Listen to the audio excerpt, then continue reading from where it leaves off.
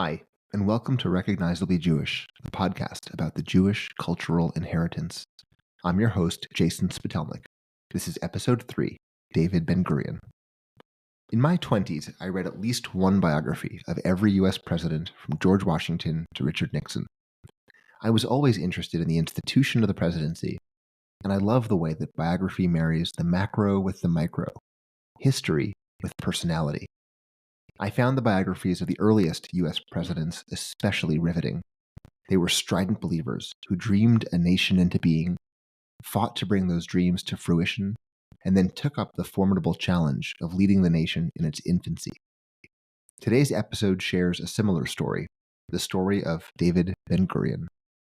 How did a strident teenage Marxist Zionist in Poland go on to become the principal father figure of the sovereign nation of Israel? And how did he manage from 1942 to 1952 to have one of history's most remarkable periods of leadership? Before I answer, let me ask a favor of you. Please rate the podcast wherever you listen, on Spotify, Apple Podcasts, Amazon Music, or elsewhere. It really helps promote the podcast to a wider audience. You can find links to our social media on our website, www.recognizablyjewish.com. And if you like the podcast, please share it on your own social media and directly with your friends, families, and Jewish communities. With that out of the way, let's dive in. Part 1. Plonsk. David Green was born in October 1886 in the Tsarist Russian Empire in the central Polish town of Plonsk, about 65 kilometers from Warsaw. David's parents were Avigdor and Scheindel Green. Avigdor was not a lawyer, but made a living helping peasant clientele with paperwork for court cases. The Greens supplemented Avigdor's modest income by renting out a house in Plonsk that had been part of Scheindel's dowry. The family was neither especially rich nor especially poor by local standards. Plonsk's Jews were overwhelmingly Hasidic, but Avigdor was part of a small group of modernizing Jews who rejected, and even to an extent actively opposed, Hasidism. Perhaps relatedly, Avigdor and Scheindel became avid Zionists in the 1880s after the popular emergence of Theodor Herzl. David attended a cheder for elementary school and then a religious school that he left after his bar mitzvah. He wanted a higher education, but wasn't able to pursue one, either because he couldn't pass the admissions exams or because his family couldn't afford to send him to the gymnasium in Warsaw. It's not totally clear what David did in the years after leaving school. We know he stayed in Plonsk, and in all likelihood, he helped his father with his courthouse business. What we do know is that David and his close friends, Shlomo Fuchs and Shlomo Zemach, founded a youth club called the Ezra Association that promoted spoken Hebrew and emigration to Palestine. The three teenage friends' decision to speak Hebrew together and promote spoken Hebrew as a political position was unusual. Hebrew was not a spoken language at the time in Europe. Jews in Plonsk spoke a combination of Yiddish, Polish, and Russian. That said, shtetl Jews generally could read Hebrew, both liturgically and, for more progressive Jews like Avigdor and his children, in a growing body of revival Hebrew language literature and poetry. Letters between David and his friends at the time reveal a strident, sensitive teenager exploring the world intellectually. In addition to Zionist beliefs, he and his friends were enamored of Micah Joseph Berdichevsky, a Ukrainian Jewish journalist who adapted the philosophies of Hegel and Nietzsche to suit the Jewish circumstances of the time. And when Herzl died in 1904, it was devastating, and it reinforced David's personal Zionist convictions. First, though, he wanted to obtain an engineering degree. At age 18, David left Plonsk for Warsaw. He supported himself teaching Hebrew and studied diligently for school entrance exams. However, he was unable to get admitted to technical college because he had left school at such a young age. While David was in Warsaw, his dear friend Shlomo Zemach stole some money from his father and used it to pay for passage to Palestine. The so-called First Russian Revolution began in 1905. Although David played no direct part in the skirmishes in Warsaw, he did join Poale Zion, a movement of Marxist Zionist Jewish workers who believed a Jewish proletariat would emerge in the land of Israel and would then take part in the global class struggle. David quickly learned the socialist jargon and became a skilled debater, He grew his hair long, attended party meetings, and distributed literature. He was arrested twice. David soon returned to Plonsk and brought his revolutionary activism with him. When fears of pogroms escalated, David obtained a pistol and organized defense committees. In the summer of 1906, Shlomo Zemach returned to Plonsk for a visit. When he returned to Palestine, he brought a number of young men from Plonsk with him, including the future David Ben-Gurion. If you heard our last episode, you know that in each episode I'm going to tell you a Yiddish phrase that I like. See if you can figure out what it means. I'll reveal the actual meaning at the end of the episode. Today's Yiddish phrase is Der ärgste Sholem is besser wie die beste Milchama. Part 2. Ottoman Palestine. David's ship landed in Jaffa on September 6, 1906. Palestine was under Ottoman Turkish control at the time, but he could immediately see signs and symbols of the Yishuv, the Jewish community in pre-statehood Israel. He wouldn't have realized it at the time he disembarked, but David was at the forefront of what would later be recognized as the Second Aliyah, an emigration of about 40,000 Jews from Tsarist Russia to Palestine in the wake of severe pogroms and rising anti-Semitism. David quickly left Jaffa for Petach Tikva. Petach Tikva was one of the first and one of the largest agricultural settlements known as Moshavim. It was a communal settlement, but on privately owned land. Conditions in Petach Tikva were harsh. Residents lived in crowded quarters and worked physically demanding and tedious agricultural jobs. The food was awful. David, like so many others, contracted malaria.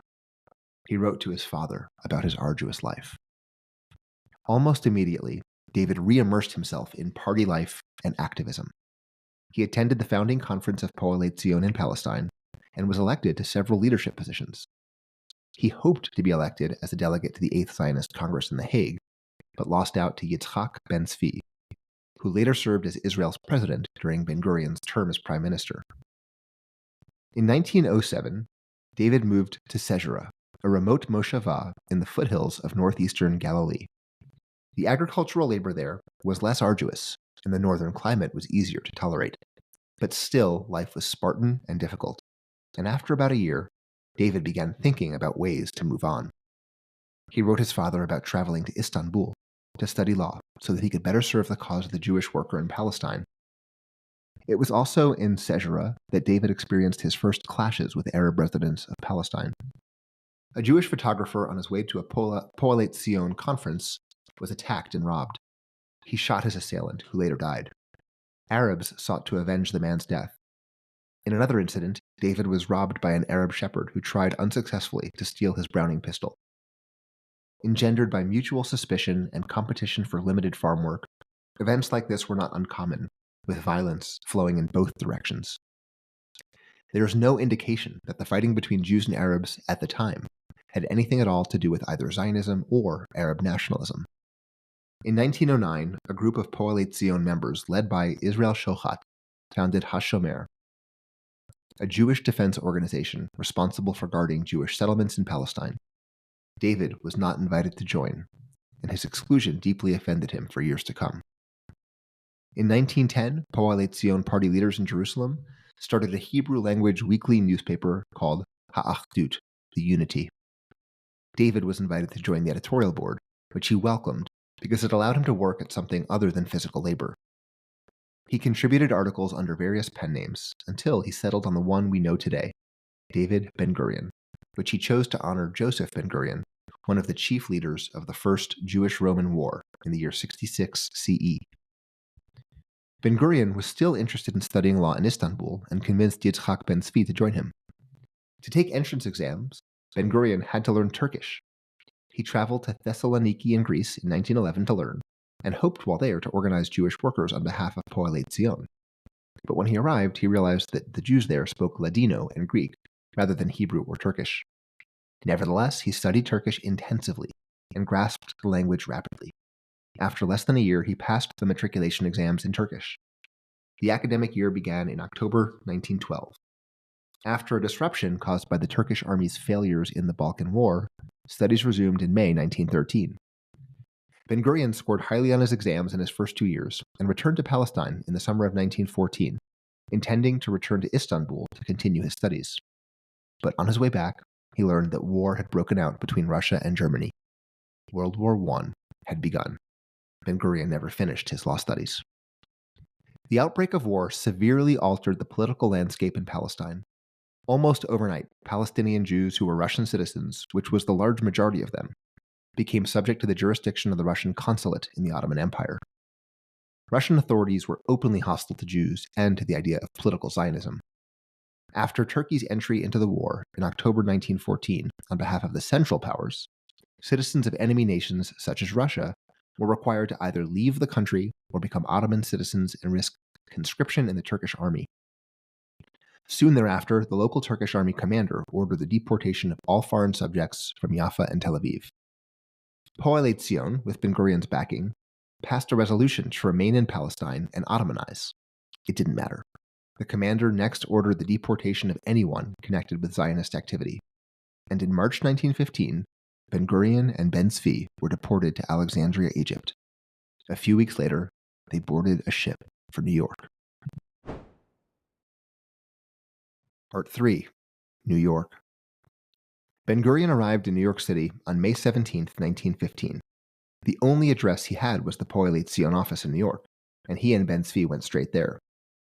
They were given the task of organizing the American wing of Hechalutz, a movement to encourage Jewish youth to emigrate to Palestine. But it was a failure from the outset.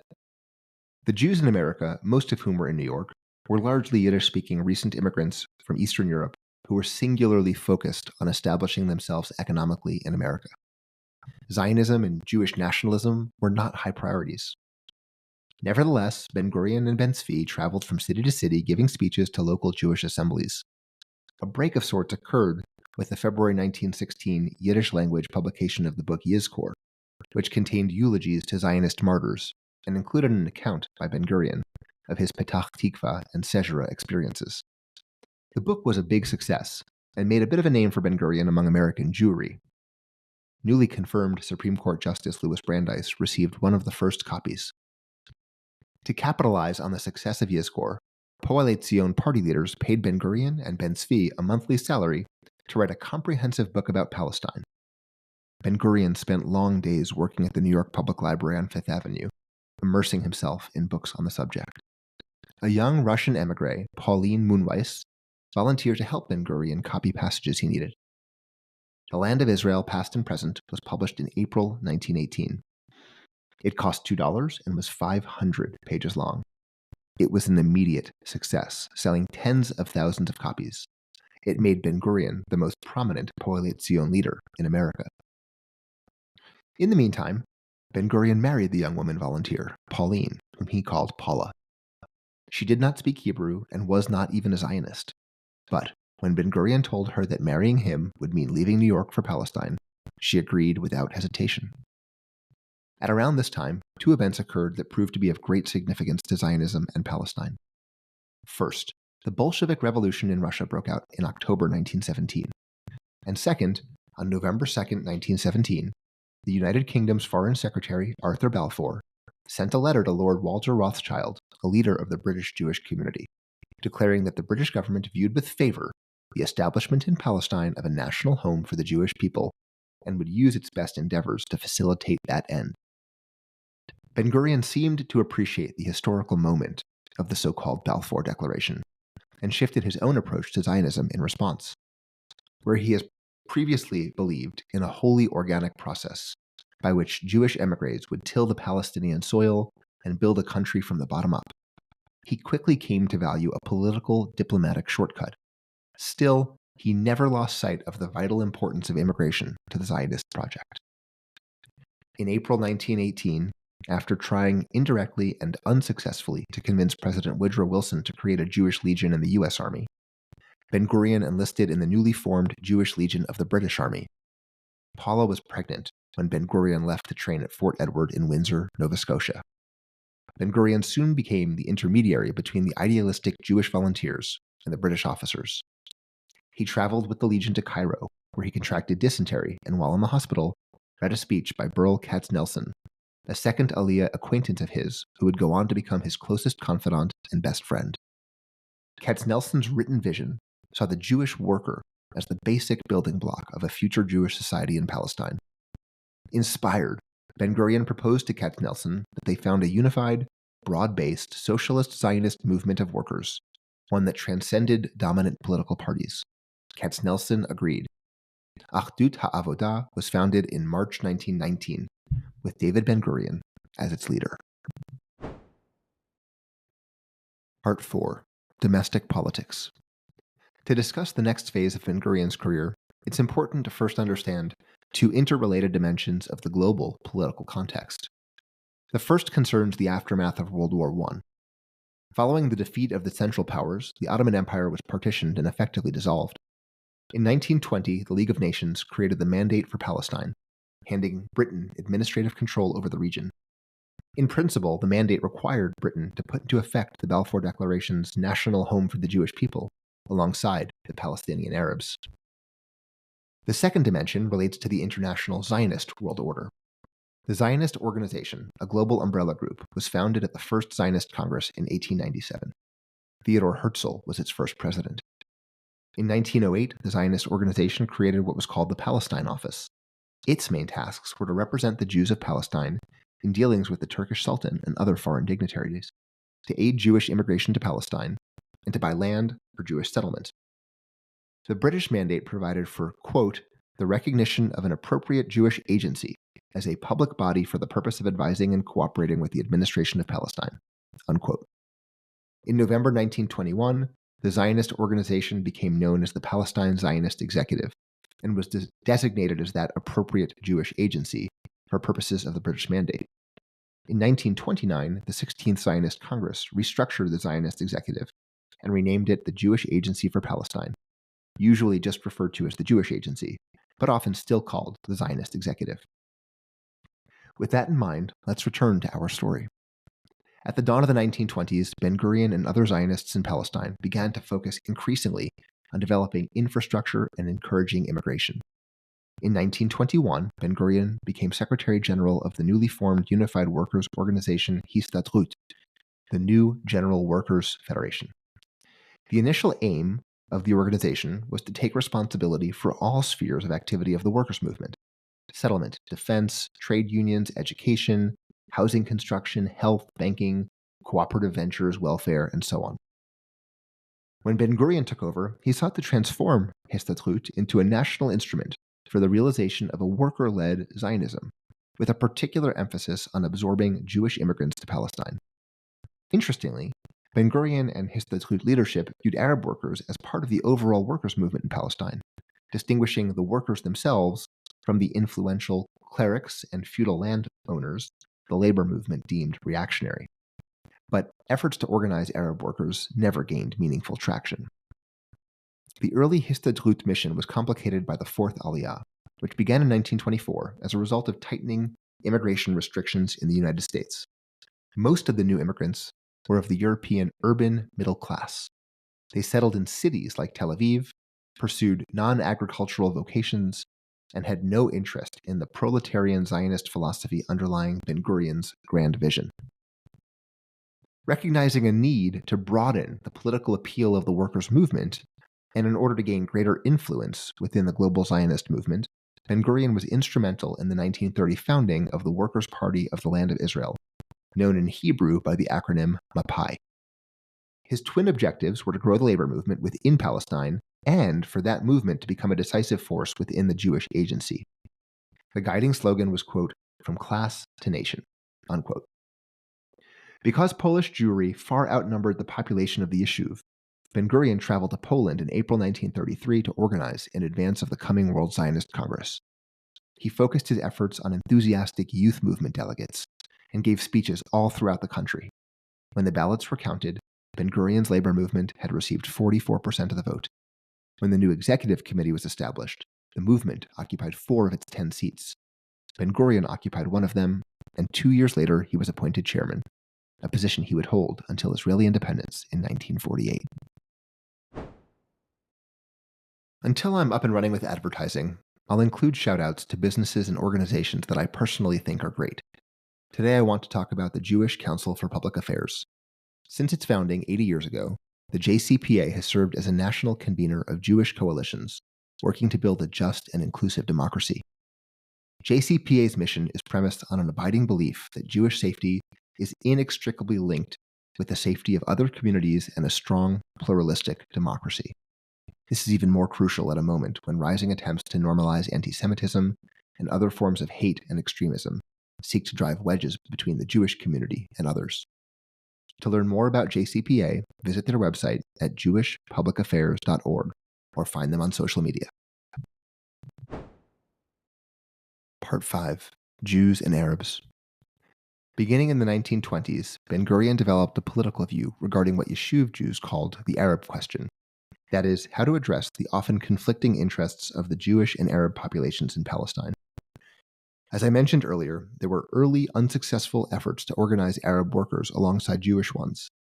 Thereafter, Ben-Gurion largely settled on the notion of two separate autonomous communities, but he initially rejected a binational concept, what one might think of as a prototype two-state solution, because in his view, Arabs had numerous countries in the region, whereas Jews had only one place to exercise national self-determination.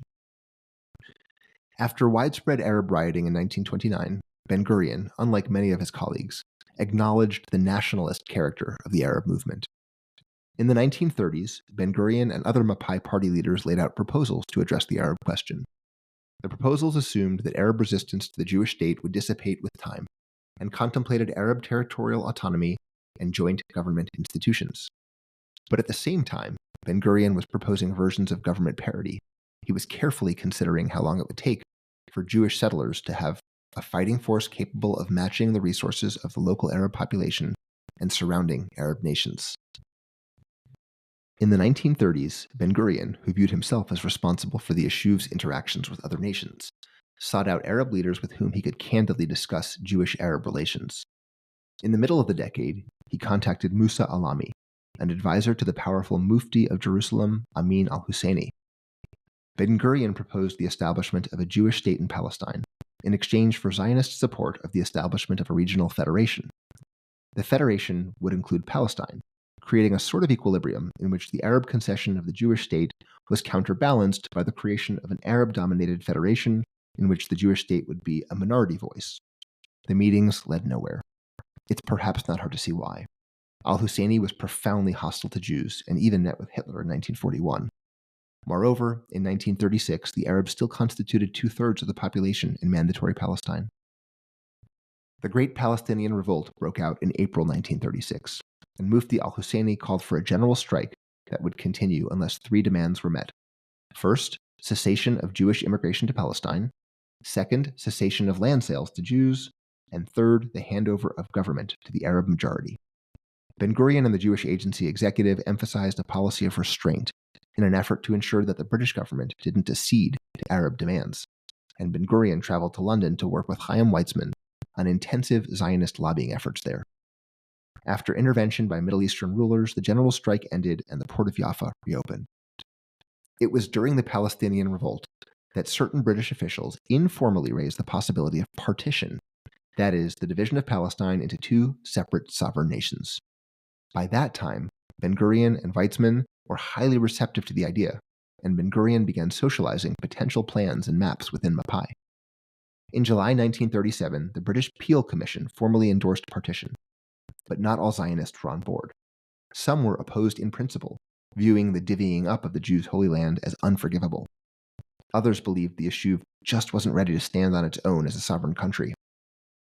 But Ben-Gurion remained a steadfast proponent, believing that the Yishuv should seize the historic opportunity to realize Herzl's vision of an officially recognized Jewish homeland. But in November 1938, the British Woodhead Commission, which had been appointed to propose a partition scheme, instead rejected the imminent partition of Palestine altogether. That setback was compounded by the spring 1939 release of a British government white paper that called for reduced Jewish immigration to Palestine and restricted land sales to Jews in the coming decade. Yishuv Zionists, including Ben-Gurion, vociferously denounced the white paper. Ben-Gurion reacted with particular intensity, proposing mass immigration, armed defense of the immigrants as they came ashore, settlement without British government approval, and bolstering the Yishuv's military capacity. The Jewish Agency executive did not adopt any of Ben-Gurion's more extreme proposals. taking a cautious approach to the British government, given the clear signs Britain was on the brink of war with Hitler's Germany. Part 6. World War II. After war broke out in September 1939, Ben-Gurion monitored developments closely. He greatly admired Churchill's democratic leadership and the bravery of the British population, influences that would stick with him throughout his life and leadership. The Zionist question faded into relative insignificance as the war expanded in scope, but Ben-Gurion, Weizmann, and other Zionist leaders sought to bolster the Jews' position through unconditional support of Britain and the Allies. They offered the Yeshuv's production capacity and its creative, scientific, and organizational talent. Most significantly, they requested to establish a military unit under British command, but the British government resisted the proposal, and it wasn't until 1944 that a Jewish brigade was created. Even so, some 20,000 Yeshuv Jews, including Ben-Gurion's son Amos, joined the British military, feeling duty-bound to fight Hitler however they could. Ben-Gurion traveled to the United States in the fall of 1940 to evaluate the support of American Jews for the Zionist cause. He proposed a plan of action for American Jews that included supporting the voluntary transfer of millions of European Jews to Palestine after the war. While in the U.S., Ben-Gurion learned that the State Department was heavily influenced by the British Foreign Office, and that Franklin Roosevelt, though he had been supportive of Jewish causes, believed that Palestine was too small to absorb European Jewry, and that the Zionist movement would have to find a homeland elsewhere. Ben-Gurion thus came to the realization that the surest path to obtaining the eventual support of the American government was a grassroots appeal to the American people. On May 10, 1942, with increasingly horrifying reports of atrocities in Europe, American Zionists convened a conference at the Biltmore Hotel in New York City. The conference concluded with the publication of a resolution that came to be known as the Biltmore Program, a platform of Jewish war objectives that called for the establishment of a Jewish Commonwealth and unrestricted Jewish immigration to Palestine. Some historians consider the Biltmore Program a crucial turning point in the global Zionist cause that marked the replacement of gradualism with a more aggressive immigration plan, and simultaneously the moment when Ben-Gurion became the undisputed leading figure in international Zionism. Not unrelatedly, relations between Ben-Gurion and Weizmann, which had never been particularly warm, became intolerable.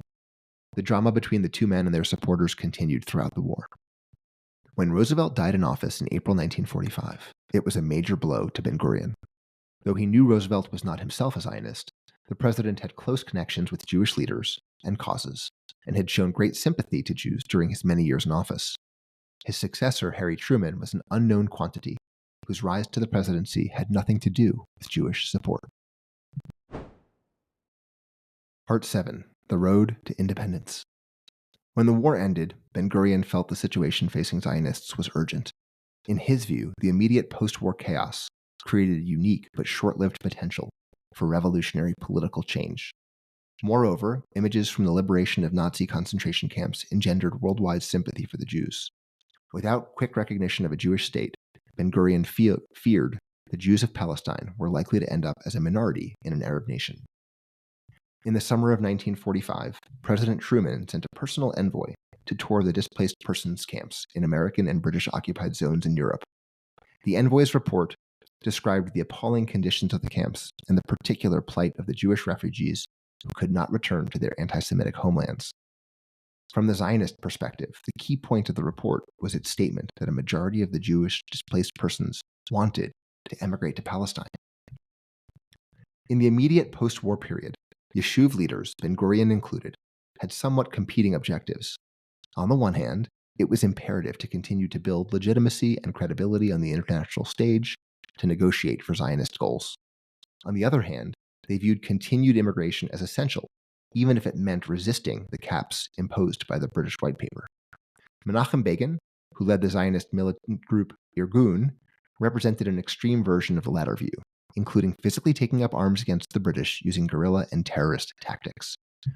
Ben-Gurion worked to thread the needle, continuing in his official duties as chairman of the Jewish Agency, while simultaneously leading an underground, Paris-based network that facilitated what was known as the Aliyah Bet, highly organized, clandestine, illegal immigration from the displaced persons camps to Palestine. Ben-Gurion also met in America with wealthy Jews who financed the procurement of surplus American military equipment for shipment to Palestine. In June 1946, the British Mandatory Government in Palestine retaliated against terror attacks perpetrated by the Zionist resistance movement, imposing a curfew, arresting resistance leaders, raiding offices, and confiscating arms. The following month, the Irgun, with the approval of the Zionist paramilitary organization Haganah, blew up Jerusalem's King David Hotel, the mandatory government's local headquarters. 91 people were killed. Meanwhile, diplomatic negotiations continued. In August, the head of the Zionist office in America was authorized to inform President Truman that the Zionists might agree to partition. It was the first time in history the Zionist movement had officially proposed its own solution to the Palestine question. On October 4, 1946, on the eve of Yom Kippur, Truman expressed support for the creation of a Jewish state in part of Palestine. Following the 22nd Zionist Congress in Basel in December 1946, Ben-Gurion announced that he was personally assuming the defense portfolio of the Zionist executive.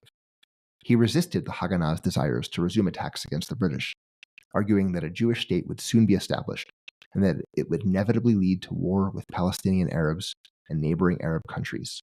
It was therefore imperative, according to Ben-Gurion, that the Yishuv not take any action that might deplete its readiness for battle. In February 1947, the British government announced that it was transferring the question of Palestine's fate to the United Nations, and that the mandatory government would evacuate the region on May 15, 1948. The UN formed its Special Committee on Palestine to develop proposals to bring to the General Assembly. Ben-Gurion set about preparing for both statehood and war. At the time, defense in the Yishuv was largely decentralized. Kibbutzim purchased their own weapons and set up small quasi-militias. Serious military equipment was scarce. Most Jews with military training were in the Haganah and had experience limited to fighting the British with guerrilla tactics. Ben-Gurion sought to remake the Haganah from a guerrilla militia into a standing army with the organization and command structure to address the reality of statehood. He dispatched aides to procure heavy equipment and artillery as urgently as possible. He worked to integrate into the Haganah chain of command the Jewish soldiers who had served in the British Army during the war, veterans who knew how a regular army operated. On November 29, 1947, the UN General Assembly adopted Resolution 181, calling for the partition of Palestine into two countries, one Jewish and one Arab. Both the US and the Soviet bloc supported the proposal. Jews celebrated the vote, partying in the streets of Jerusalem and Tel Aviv. Palestinian Arabs, however, rejected it. Mufti al-Husseini told a newspaper that the Arabs did not intend merely to prevent partition, but would continue fighting until the Zionists were annihilated. Violence broke out throughout Palestine, what is known today as the Civil War. Jews killed Arabs, Arabs killed Jews, and British forces did not intervene. The Arabs organized a blockade of Jerusalem, home to 20% of the Jews in the Yishuv. As the British withdrawal deadline approached, violence escalated. Meanwhile, Ben-Gurion was doing everything in his power to lay the foundation for a functional, independent Jewish state. A provisional state council and 13-member provisional government were formed, with Ben-Gurion as prime minister and defense minister. He personally ensured that Golda Meirson, later Meir, was included as well. He had the Hebrew language committee provide Hebrew names for the entire governmental apparatus. On May 12, 1948, the provisional government supported Ben-Gurion's proposal of a declaration of independence. On Friday, May 14, 1948, at a ceremony in the Tel Aviv Museum of Art, Ben-Gurion read aloud the Declaration of Independence.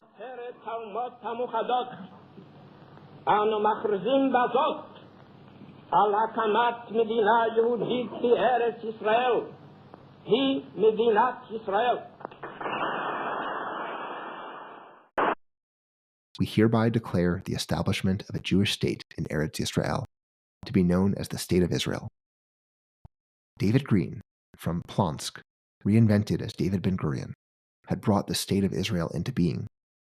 He wrote in his diary, "At 4 p.m., Jewish independence was declared, and the state was established. Its fate is in the hands of the defense forces." Part 8. War. The following morning, troops from Egypt, Transjordan, Syria, Lebanon, and Iraq invaded the now independent nation of Israel. Within a month, the Egyptian army advanced from the south to within striking distance of Tel Aviv. The Syrians advanced into the Jordan Valley from the north. Jerusalem's old city fell to the Jordanian Arab Legion, and there was immense fear that Jerusalem as a whole would be overtaken.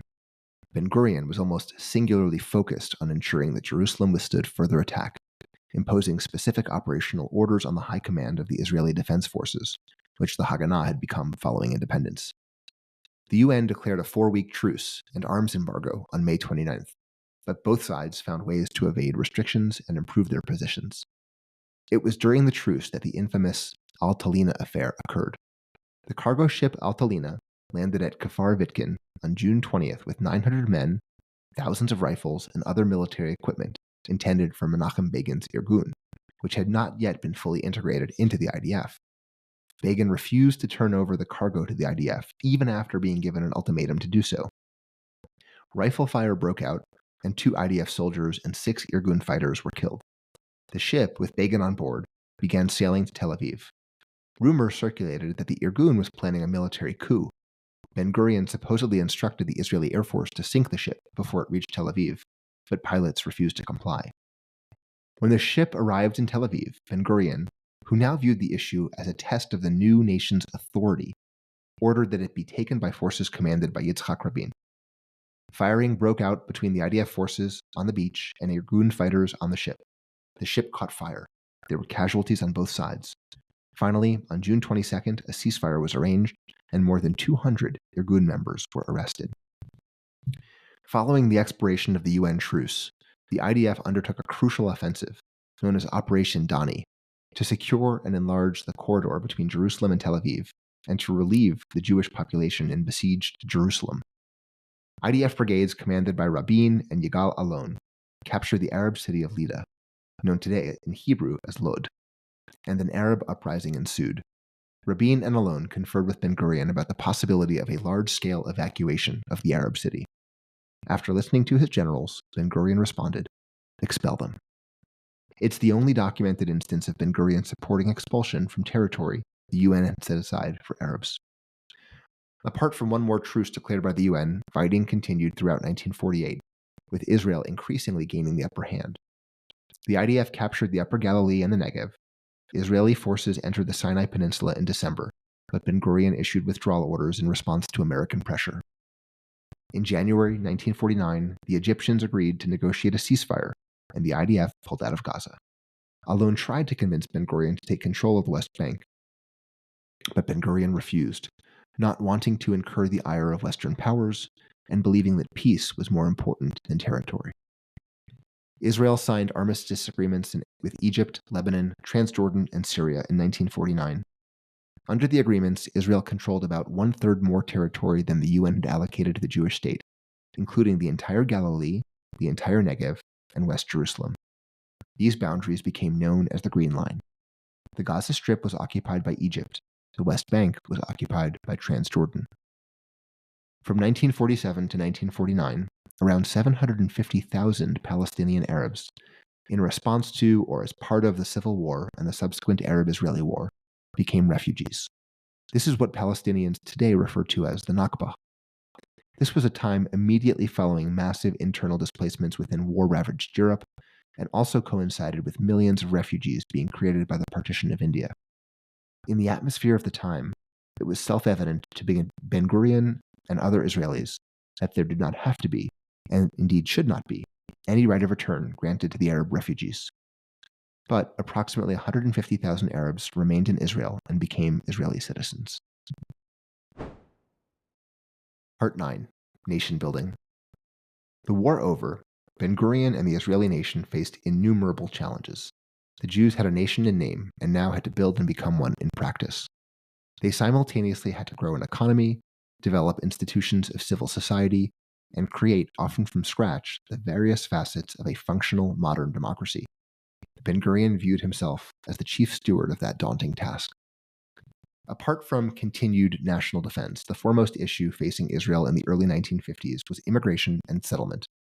From 1948 to 1951, roughly 700,000 Jews settled in Israel. Nearly half of them were Mizrahi Jews, that is, Jews from Muslim countries in the Middle East and North Africa, who were either expelled by their Arab rulers or chose to emigrate. The rest came from Central and Eastern Europe, including from displaced persons camps. The Mizrahi generally spoke Arabic, and the Ashkenazim generally spoke Yiddish and various European languages. Few spoke Hebrew. None had ever lived in a democratic, pluralistic society.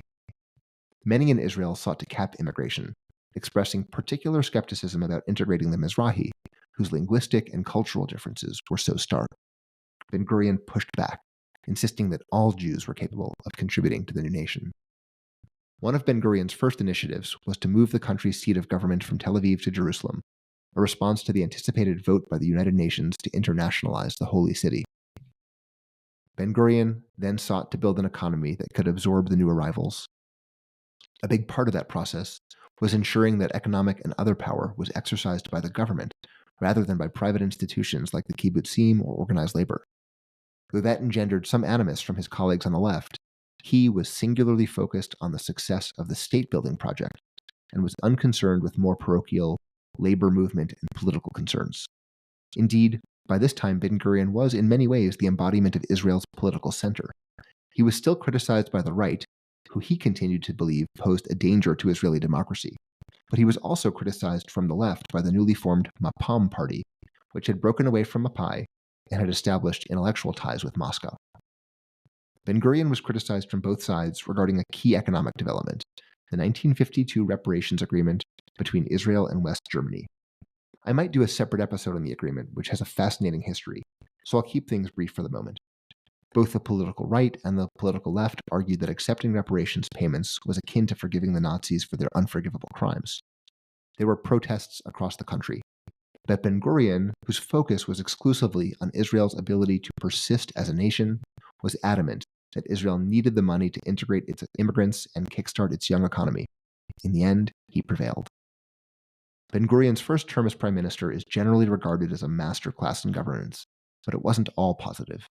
In particular, the new government viewed Arab Israeli citizens with great suspicion and imposed martial law on their communities, including travel restrictions, curfews, administrative detentions, and expulsions. Martial law remained in effect until 1966.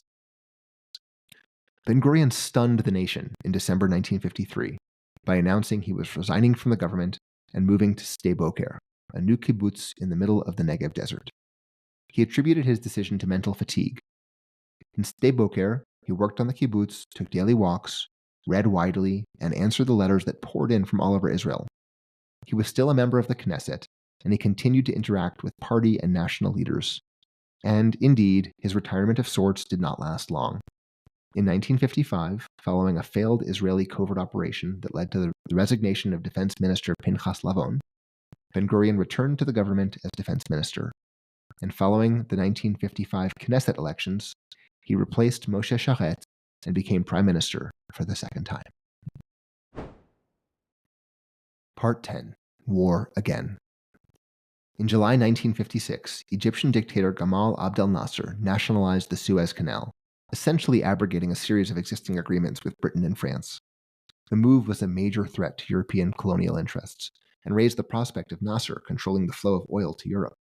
Upon nationalization, Nasser immediately closed the canal to Israeli shipping, cutting off freedom of navigation to Eilat in Israel's south. At the same time, Israel was concerned that Egypt was amassing heavy military equipment that it would use to attack. Ben-Gurion and Defense Minister Shimon Peres secretly traveled to France in October to meet with their British and French counterparts, and the three nations planned a two-step invasion of Egypt. 4 days later, Israeli forces under the command of General Moshe Dayan executed what was known as Operation Kadesh, crossing and seizing the entirety of the Sinai Peninsula, as well as the Gaza Strip, in about 4 days. At the same time, British and French planes bombarded Egyptian airfields in the Canal Zone. Though the invading forces quickly met their military objectives, Britain and France withdrew shortly thereafter in response to UN and US pressure. Israel remained in Sinai until its forces were replaced in March 1957 by UN peacekeepers. Ben-Gurion and the Israeli public were elated at Israel's military success, viewing it as a sort of proof of concept that the IDF was capable of large-scale offensive military maneuvers. Ben-Gurion became widely known internationally as a result of the war. In hindsight, it's clear that the Sinai campaign bought Israel a decade of relative peace and quiet on its southern border. On October 29, 1957, an Israeli man named Moshe Dweck threw a grenade into the Knesset chamber, in an attempt to assassinate Ben-Gurion and Foreign Minister Golda Meir. Both were injured by shrapnel. Injured but unbowed, Ben-Gurion led Israel's 10th anniversary celebrations in 1958. He had been serving as prime minister for 10 years, and debates were starting to take place within Mapai about the party's future. Ben-Gurion was bullish about Dayan, Perez, and other young up-and-comers, but party veterans like Meir and Pinchas Lavon were skeptical or even downright hostile. Notwithstanding the growing party infighting, Mapai won a record number of Knesset seats in the 1959 elections, and Ben-Gurion remained prime minister. In late 1959, Ben-Gurion learned that Adolf Eichmann, one of the primary architects of the Nazi genocide, had been located in suburban Buenos Aires. He ordered Mossad to capture Eichmann and bring him to Israel to stand trial. The top-secret operation is the stuff of legend, with months of careful surveillance and Eichmann being flown back dressed as an intoxicated El Al crew member. Ben-Gurion triumphantly announced Eichmann's capture in the Knesset on May 23, 1960. It was another heroic moment in the Ben-Gurion pantheon. That year, 1960, marked the beginning of the end of Ben-Gurion's leadership. In April, documents surfaced that implied that during the brief retirement to Sde Boker, Ben-Gurion had been complicit with the Israeli defense establishment in promoting unauthorized, covert military activity. This is part of the so-called Lavon affair, and the full details are beyond the scope of this episode. The important development for our story is that opposition parties, and even some critics in his own Mapai party, took advantage of the cracks in the facade to criticize and weaken Ben-Gurion. Ben-Gurion announced his resignation as defense minister, which many viewed as an attempt to strong-arm his colleagues in the cabinet, leading to further criticism from within and without the government. When elections were held in 1961, Mapai lost seats, but retained its majority. Part 11. The Long End. On June 15, 1963, Ben-Gurion announced his final resignation from the office of prime minister. The public reaction was one of relief. After 15 years, it was nearly universally felt that it was time for Ben-Gurion to pass the baton. Ben-Gurion's retirement was messy. His successor, Levi Eshkol, set about realigning certain party priorities, which Ben-Gurion took as a personal affront. He then formed a rival party, which was resoundingly defeated in the 1965 Knesset elections.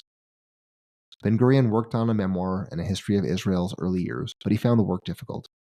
His 80th birthday in 1966 was celebrated throughout the country.